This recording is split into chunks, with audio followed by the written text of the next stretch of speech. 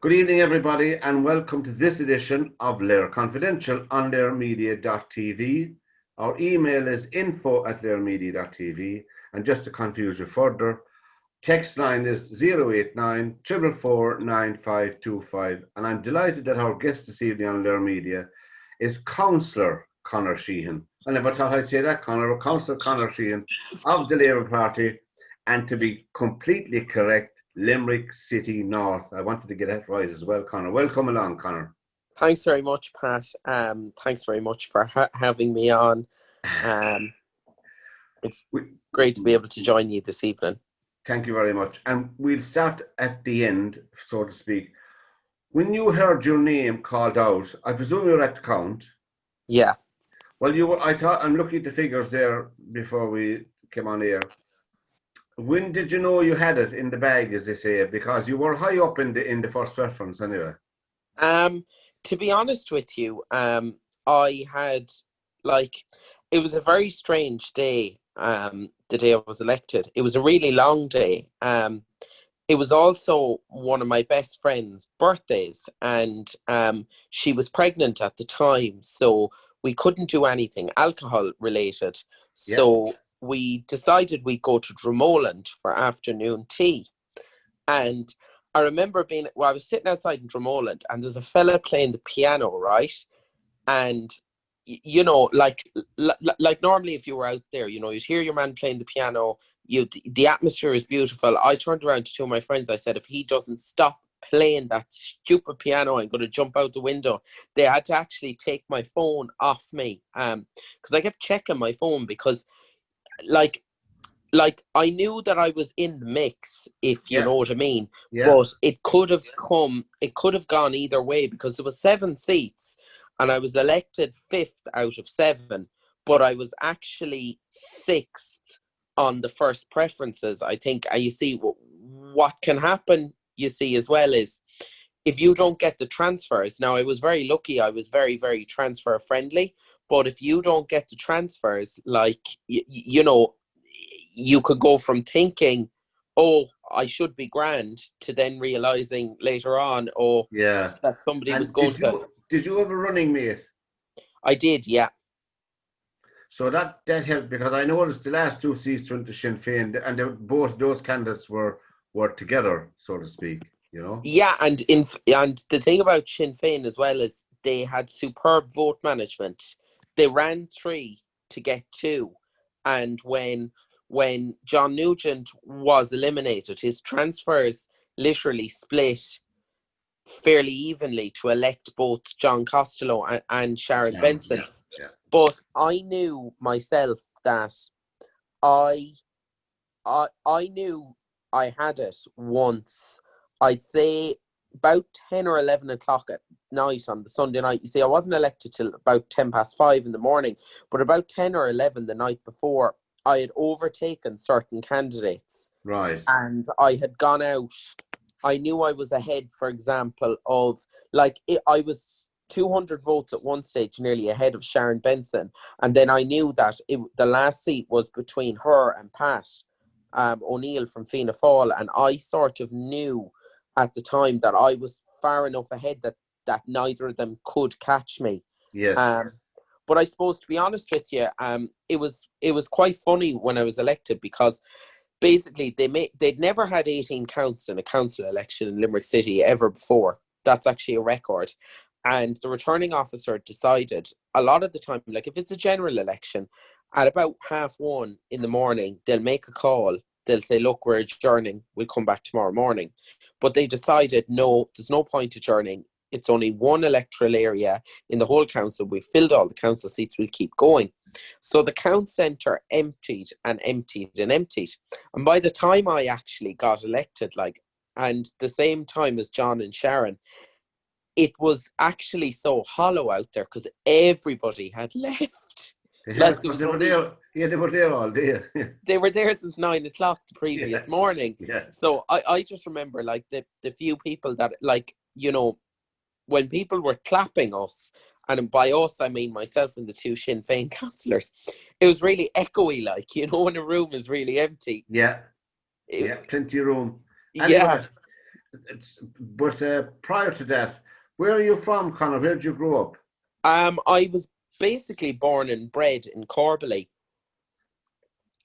This actually isn't. I lived originally when I was a young child, maybe about probably 500 meters from where I live now in a different house. So I've lived Yeah. in the Lower Park area my entire life. My family originally, they come on one side, they come from St. Mary's Parish, and on the other side, they originally came from Garryowen. Excellent, excellent. Now, would you describe your awareness growing up? Would you describe your family as particularly political? Um, I'd say no more political than the average family in the sense that, you know, like they weren't politically active, or they weren't particularly aligned to one political party, but, you know, you'd often thrash things out at the dinner table, you know, the way many other families would. So I suppose in one sense, my family were political, but not in the sense of being organised and active within a party. So you went to school locally anyway? I did. I went to the Gael School originally when it was in Cray Lane, and then I went to Croom to secondary school because there was a big shortage of school places when I was starting secondary school, and I suppose I was probably drawn by the lure of the laptops. And then from there, I went to Mary I, did a BA in liberal arts, and then I did a master's in DCU in journalism. Now, I mean, obviously the sitting TD is retired now. That's Jan O'Sullivan, and she was Minister for Education for a period of time, amongst many other things. You became parliamentary assistant to her, did you? I did. I worked for Jan for a while. I'd say between 2017 and 2020. That was Um, a difficult time now. How did you find it yourself, knocking around um, Leinster House? well, to be honest with you, I spent. It was a funny time. I spent the vast majority of the time working in the constituency office, but I suppose, like, with the last Dáil, you know, nobody thought when Enda Kenny finally got the minority government together after 70 odd days, nobody thought it would last any longer than say 12 months to 18 months. Yeah. And you know, it sort of defied everything and lasted nearly 4 years. And that was one of the reasons why, you know, I suppose, like, I mean, I know with my own party that, like, had that maybe Jan mightn't have ran in the last election had we had the certainty of knowing when the government was formed in 2016 that it might last 3 to 4 years. You Yeah. know, we thought we were facing into an election within 6 to 12 to 18 to 24 months, you know. Yes. Now, the Labour Party itself, I thought myself on a personal level that there'd be a new candidate this time around in Limerick, that the Labour Party, that Jan O'Sullivan, there was rumours, of course, there's always rumours around politicians when they've served a long time in office anyway, and they've stood for election after election. But I thought this was an opportune time for the Labour Party itself to maybe stand a new candidate, but they didn't do so. But of course, we know ourselves that the tide went out for not alone the Labour Party and other people. It came very much in for Sinn Féin and the Greens this time round, in the general election I'm speaking about now, of course, Conor. How did the Labour Party feel itself then when it felt that it didn't have any representation this time around? Obviously, it's a serious blow for any party not to have a TD anyway. I like, look, I can't deny it was bad, it was bleak, but do you know what? Like, it's in the past now. That's the way I look at it. And we have to pick ourselves up, you know. One of the problems that I found internally with the Labour Party was that a lot of the time the party was sort of half haunted by the period it spent in government. Um, and, you know, like with sort of a traumatic experience, you know, there was a constant among certain people, they'd relive it and relive it and relive it. Like, and do you know what? In a couple of weeks' time, the Labour Party will have been out of government longer than it was in government between 2011 and 2016. Like, once next February comes, the party will be out as long as it was in. and it's time, you know, to draw a clear line in the sand and to move on. And that's what we intend to do locally. So I But suppose, I thought myself that my fellow Malaman would be the leader, but anyway, it wasn't to be. That's Sean Sherlock. yeah. No, Sean. But I suppose from Sean's point of view, like, I think, you know, like, to be party leader, number one, like, you have to be really willing to put in the hard yard. Number two, it takes you away an awful lot from, it Yeah, would take Sean away an awful lot from his beloved Mallow, you know, yeah. and away from his wife and young children as well. So Oh, I yeah, suppose, there's that consideration. You're dead right, Connor. Yeah. from Sean's point of view, like, I mean, I'll tell you this, I would not do the job of the leader of the Labour Party. In fact, I wouldn't want to do the job to be the leader of any political party, because It's a huge challenge.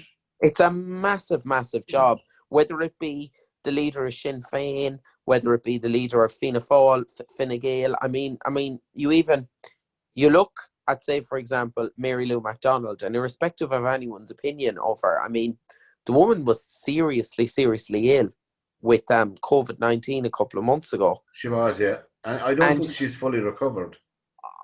yeah, like, look, I wouldn't be one to cast aspersions either, but she said it herself, you know. I mean, I don't like, but yet she's had to throw herself back into the Yeah. big leadership role that she Yeah, has I under her head. interviewed there a couple of days ago, Mairead Farrell. You know, Mairead Farrell, she's the Yeah, NTD up the road in Galway, you know. She's only a young woman, but she was a local councillor like yourself, you know, and in Galway, and she lost her seat, but she got into the door this time with the tide. But she was telling me, like, it is, she's Tuesday, Wednesday, and Thursday in Dublin, full on, Monday and Friday clinics, and obviously the weekends as well. So it's a 365-day a week job in reality, even though it shouldn't be, you know. That's the way we are, you know. We'll probably say, we'll call out to Connor's house now, lads. He'll be doing nothing on Sunday. We'll call out to him and we'll get the problem solved. You have all that going on as well.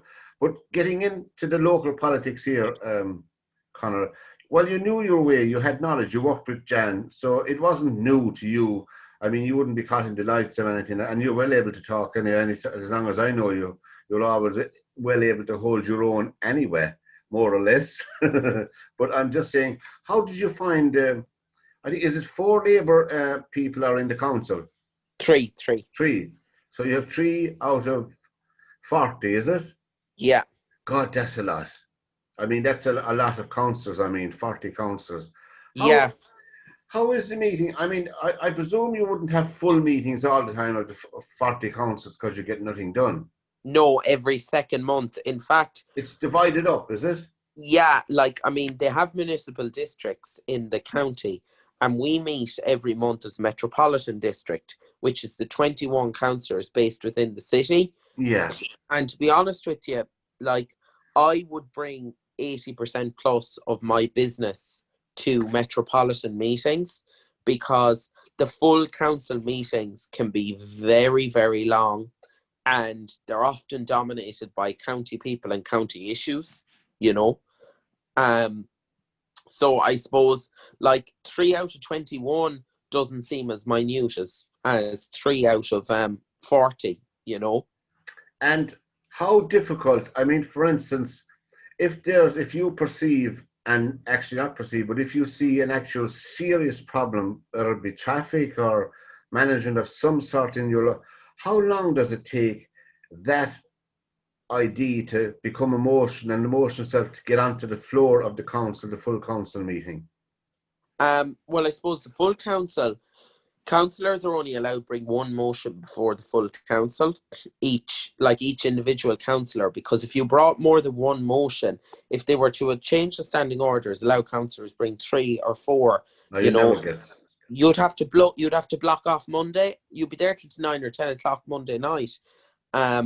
So I suppose, but at the Metropolitan meeting, you can bring 3 motions. So, like, but you see, motions are mainly for policy issues, like anything operational. Like, if there's an issue with stuff like that, you'd log that directly with the engineer, and then, to be honest with you, you'd plague the life out of them until they did something about it. Oh, I see. So if there are people getting knocked down left, right, and centre at a level crossing, surely that would be a serious issue for the council.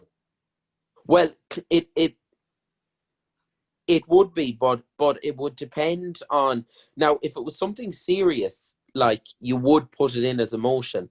Right. But if it was something like, for example, say if there was a cracked curb outside your house and it was a tripping hazard, that you'd raise directly with the engineer.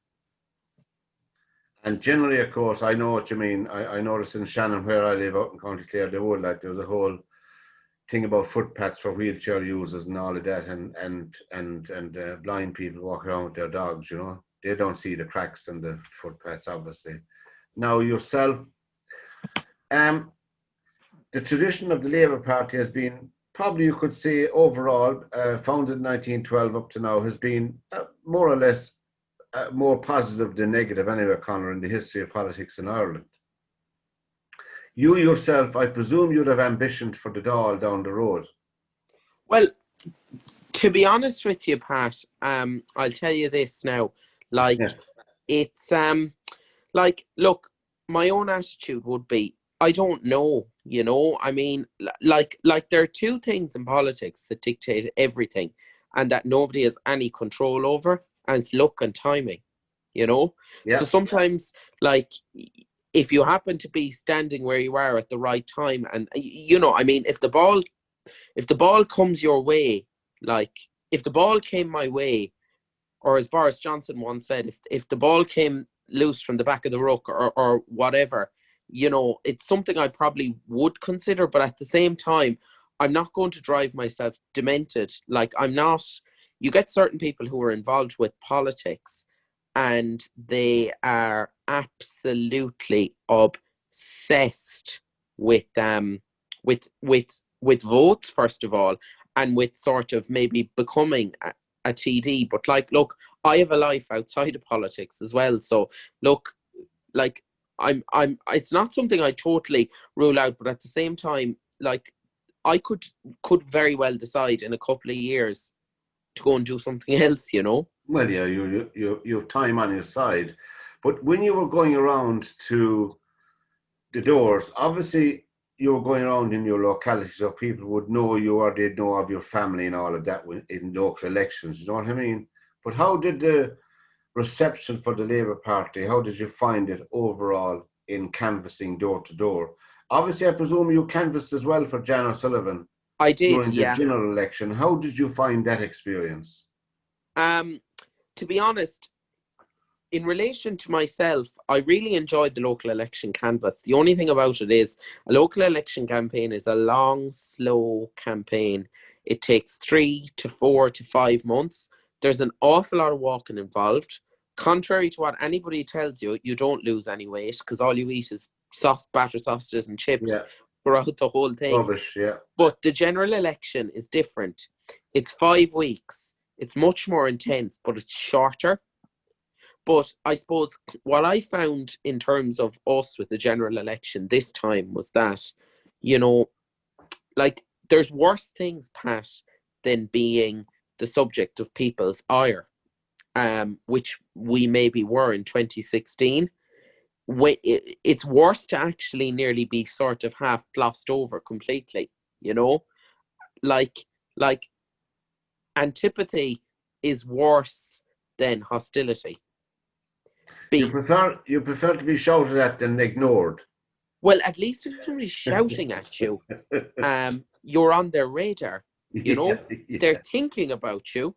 Yeah. You come into their frame of thought, but antipathy is just like, it's very, very hard one.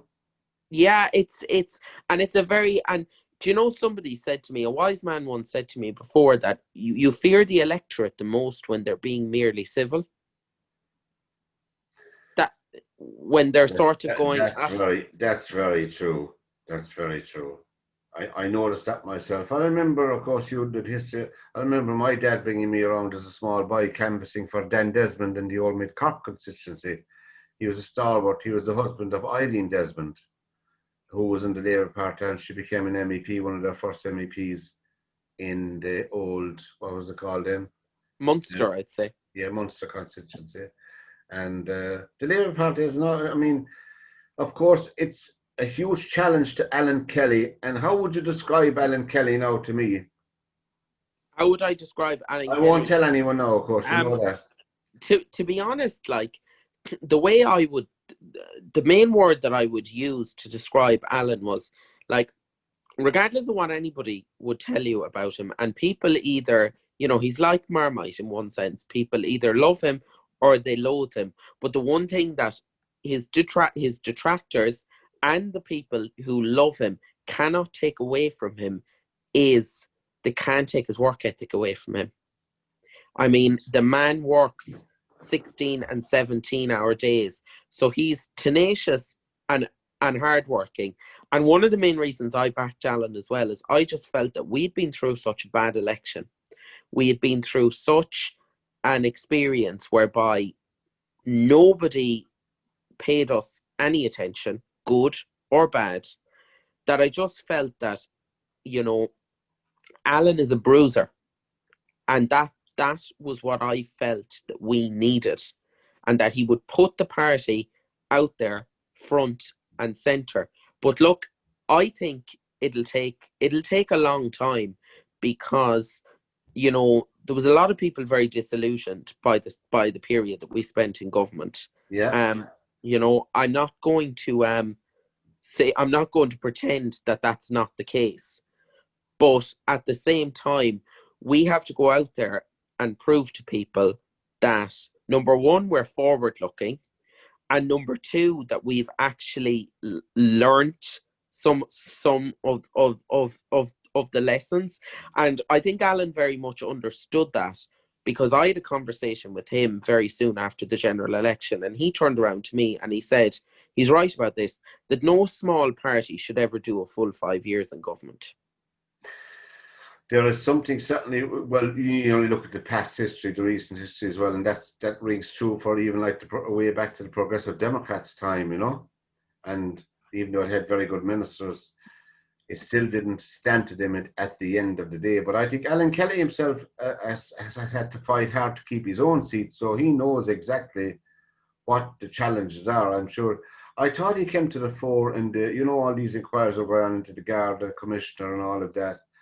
I thought he came to the fore very much in that, you know, in hammering away at getting answers, you know. Yeah, I agree with you. I also felt, where I felt he personally came to the fore was in relation to Vicky Phelan and the women who were affected by the cervical check, you know. And I think that was one of the reasons, I think in particular, why Alan is now the leader of the Labour Party, because, like, before that, you know, Alan would have primarily, as you know, as I know, been associated with water, you know, and that wasn't exactly, I think, you know, look. Well, I think sometimes, and not making any excuses whatsoever, sometimes you can be in a job and events can overtake you in that job. And well, his name is synonymous with Irish water. That's it. But that's over and done with. I think that issue is settled, except, you know, that the only fear in the back of our heads as Army punters is the commodifying of water, which is a disaster just across the road from us in the United Kingdom, as you know yourself. Yeah. It's an utter disaster. You hear some horrific stories as they privatize water. I just hope that parties like yourselves and people like yourselves will keep a careful watch on that one anyway, at least, you know. LiR Confidential is the program here on LiRmedia.tv, and I'm delighted that Councillor Conor Sheehan from Limerick City North, all the way from Corbally, is our special guest today. He's not giving anything away about his future Dáil plans or not. We don't know. We'll have to wait for a few more years for that. But Conor, the routine day-to-day call on you as a councillor, I'm interested in that because we all see the glamour side of it and the clapping and the suit and taking photographs with the Lord Mayor and all of that. But you yourself, what's the routine day for you as a councillor? Have you a job as well? Well, I do. I actually I I'm working for the party now as an organizer. Or you I've were doing started that before you got elected, were you? recently. Okay. No, I've started as a regional organizer, so I'm sort of responsible for assisting councillors, finding candidates, getting organizations back up and running, because the problem that we have had is that because we lost so many. Look, we had three disastrous four bad elections more or less in a row. That's right. Um, going back as far as 2014. And when you lose councillors and TDs, a lot of the time, the organisation that's around them can just fall into the ground. And part of my role will be to get that organisation in communities where we had representation before active again, to see if we could get councillors elected. So, but in terms of my own role as a councillor, I suppose, like, my day-to-day depends on whether I have council meetings or not. Now, because of all this COVID, I spend an awful lot of time sitting in front of the screen Like that you I'm are now. now. Yeah, and I do an awful lot of Zoom calls. Sometimes I feel like I do so many Zoom calls that sometimes I literally go and close my eyes for 10 minutes in between them, because I Yes. feel like my eyes are going glossy from staring at the iPad. Yes. Or you're on the iPad. You'll have to get the party headquarters to get you a huge 40-inch screen. You'll be fine then. I But vary between the iPad and the iPhone. Sometimes I'm on the iPhone, sometimes I'm on the iPad. and what about your organisation in the universities? Yeah. Well, I suppose one of the universities where we're weak is actually the University of Limerick. You know, we need to get active again in the University of Limerick. But we're fairly active in UCC, very active in the colleges in Dublin, active in NUI, Galway. We used to have a fairly active branch in Limerick, but what happened was the people who ran it graduated and nobody new came in, and it sort of just Yeah, died a death, yeah, unfortunately. yeah. Of course, as you said, with these strange times we're in now with COVID and all of that, you cannot just ask a couple of hundred students to meet you in the hall, you know? You can't do that No, you anymore. can't. So I can see the challenges for you, not alone. It's twofold, really. Hopefully, this idea, what do you think of some of the, I suppose, what's the word I'm looking for, directives from the government recently on this COVID situation where you can have 50 people at a wedding. I'm conscious because my own mum isn't well now. She's 91 in a home. We're not looking forward to her passing away, but you can have 50 people at a wedding, yet the 50 people at the funeral can't go into the same place for a meal afterwards. Look, I mean, in one sense, in more senses than that, some of the regulations don't make sense.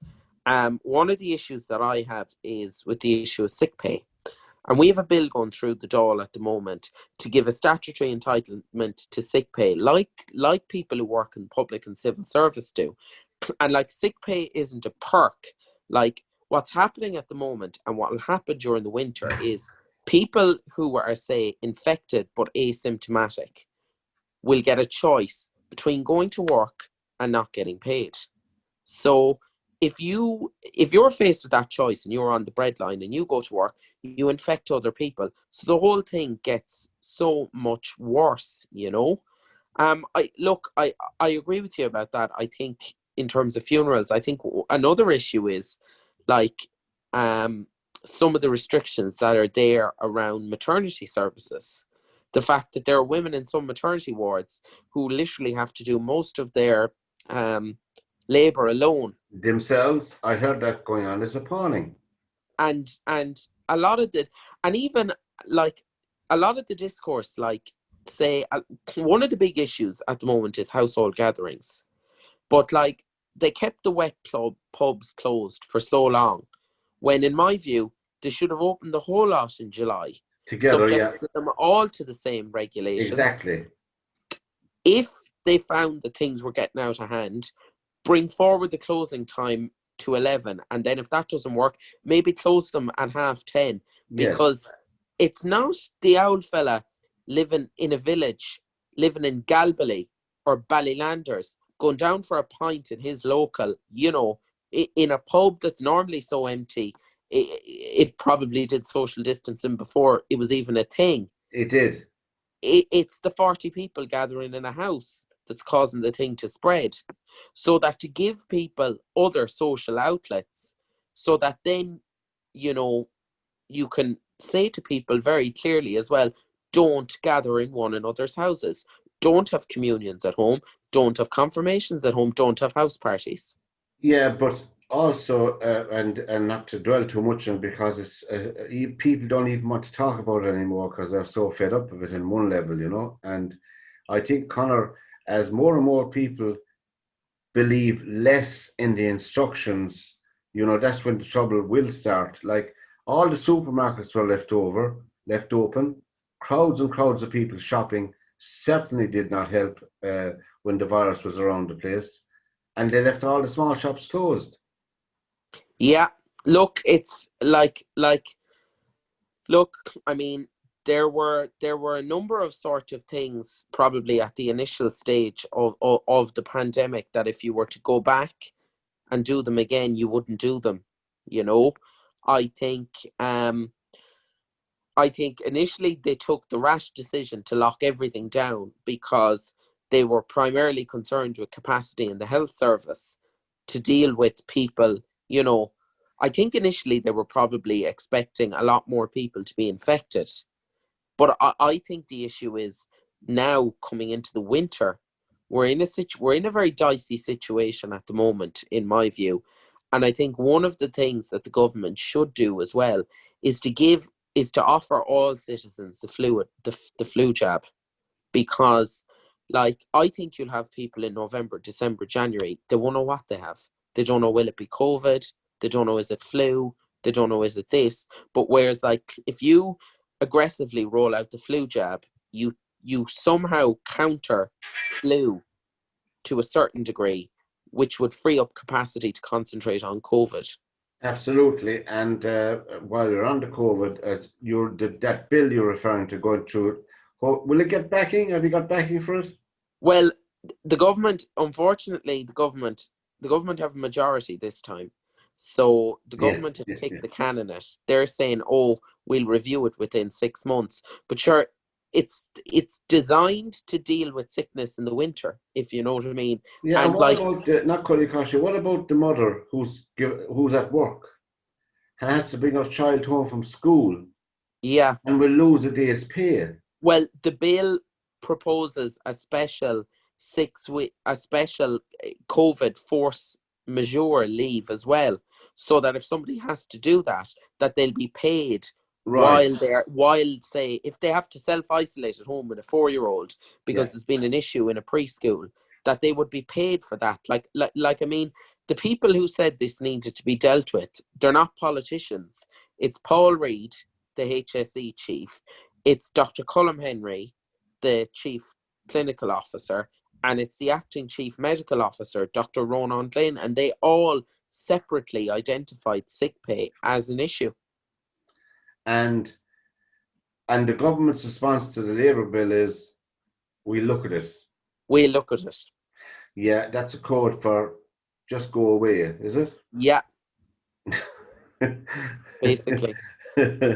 So before we finish, Conor, and I know you're a busy man, our special guest this evening, and we're delighted to have him on LiR Media. We'll have him on again, of course, very soon, is Conor Sheehan, and of the Labour Party. And how do you find interacting with of course, when you're a local councillor, you have to cooperate, certainly on certain topics and things. And have you made good friends politically across the spectrum, do you feel, at this stage on the city council?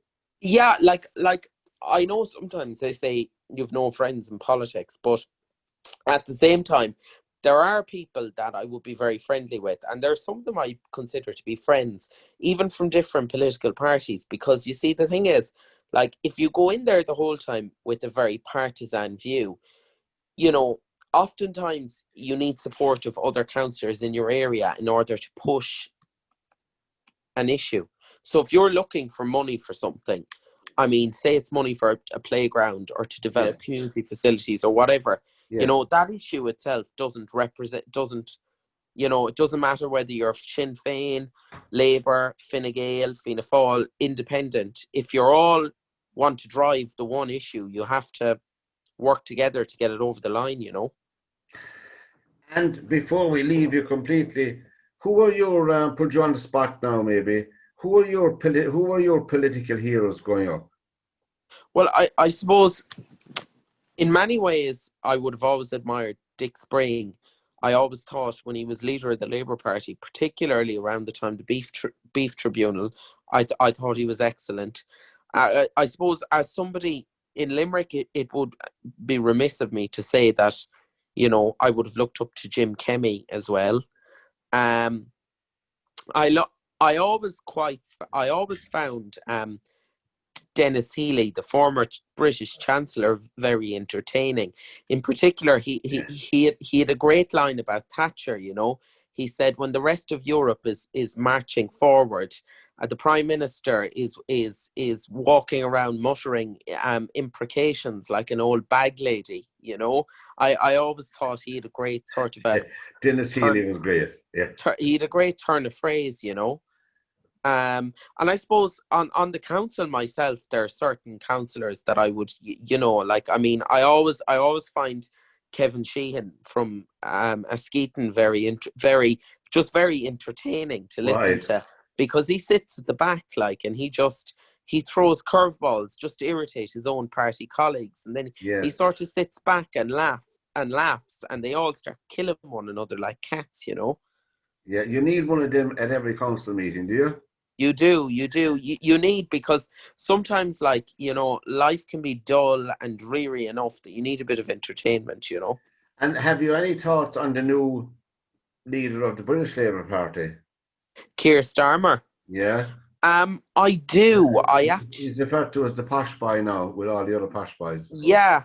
I mean, I felt that, I mean, if you look at the polls in Britain, I mean, Labour are sort of level pegging at the moment with the Tories. I'm firmly of the belief that anything nearly is better than Boris Johnson, because, I mean, I just find that Boris Johnson has more positions than the Kama Sutra.